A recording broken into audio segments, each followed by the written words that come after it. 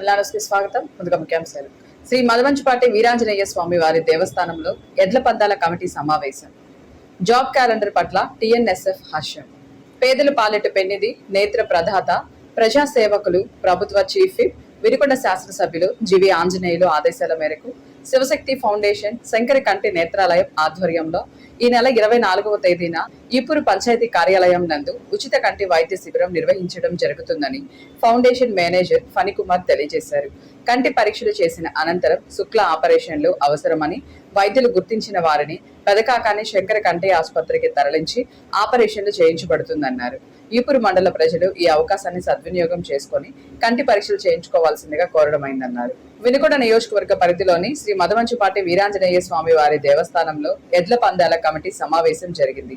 ఈ సమావేశంలో కమిటీలో సభ్యులు అడిగిన ప్రశ్నలకు గత 2 సంవత్సరాల జమా ఖర్చులు అందరి సమక్షంలో చెప్పడం జరిగింది. ఈ సందర్భంగా వాటిపై అందరూ ఆమోదించి సంతకాలు చేయడం జరిగింది.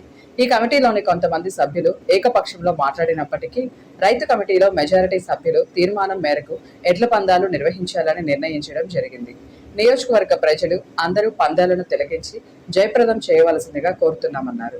రాష్ట్ర ప్రభుత్వ చీఫ్ విప్, వినుకొండ నియోజకవర్గ శాసనసభ్యులు జివి ఆంజనేయులు కార్యాలయం వద్ద ఉగాది పండగ రోజున ప్రభుత్వం సుమారు 10,060 పోస్టులు జాబ్ క్యాలెండర్ విడుదల చేయడాన్ని స్వాగతిస్తూ వినుకొండ నియోజకవర్గ శాసనసభ్యులు రాష్ట్ర ప్రభుత్వ చీఫ్ విప్ జివి ఆంజనేయుల ఆదేశాల మేరకు నియోజకవర్గం తెలుగు యువత టీఎన్ఎస్ఎఫ్ ఆధ్వర్యంలో ధన్యవాదాలు తెలియజేశారు. రాష్ట్ర ముఖ్యమంత్రి నారా చంద్రబాబుకి, డిప్యూటీ సీఎం పవన్ కళ్యాణ్కి, మంత్రి నారా లోకేష్, ప్రభుత్వ చీఫ్ విప్ జివి ఆంజనేయులకు ప్రత్యేక ధన్యవాదాలు తెలియజేస్తూ కార్యక్రమం నిర్వహించారు.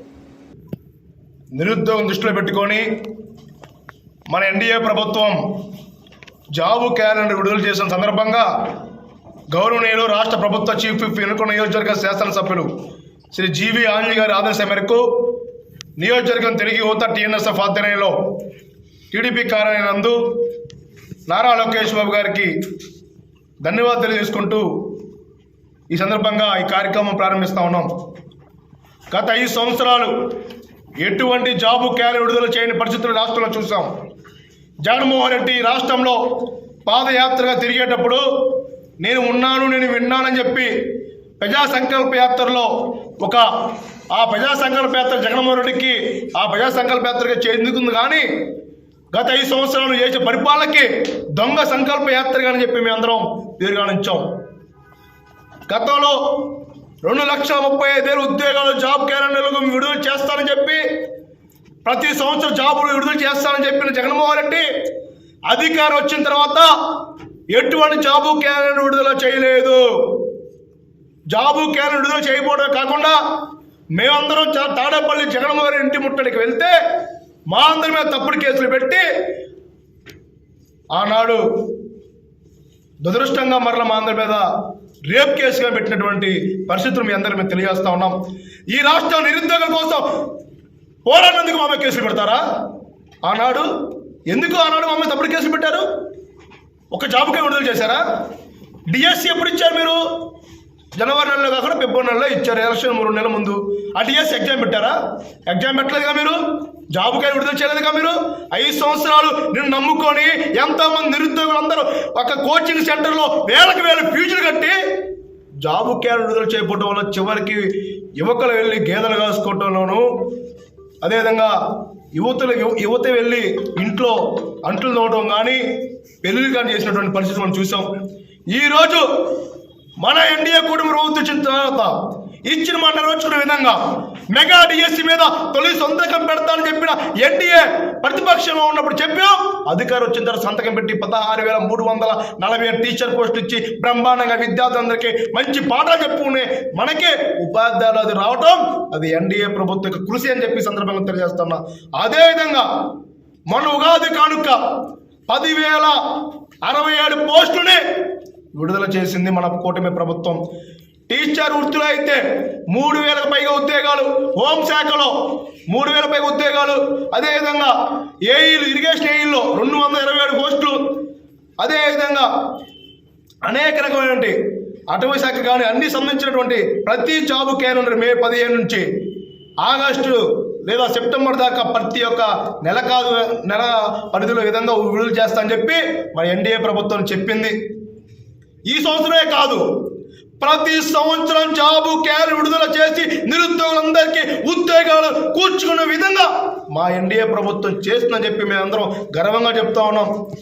జగన్మోహన్ రెడ్డిలాగా ఎలక్షన్ ముందు మాటలు చెప్పేవాళ్ళం కాదు. ఎలక్షన్ అయిపోయిన తర్వాత నిరుద్యోగాన్ని గాలికి వదిలేసే వ్యక్తులను కాదు. నిరుద్యోగుల తరపున ఉండే ఎన్డీఏ ప్రభుత్వం, చంద్రబాబు నాయుడు గారు, పవన్ కళ్యాణ్ గారు, నారా లోకేష్ అని చెప్పి ఈ సందర్భంగా గర్వంగా గొప్పగా చెప్పగలుగుతున్నాం అని చెప్పి తెలియజేస్తా ఉన్నాం.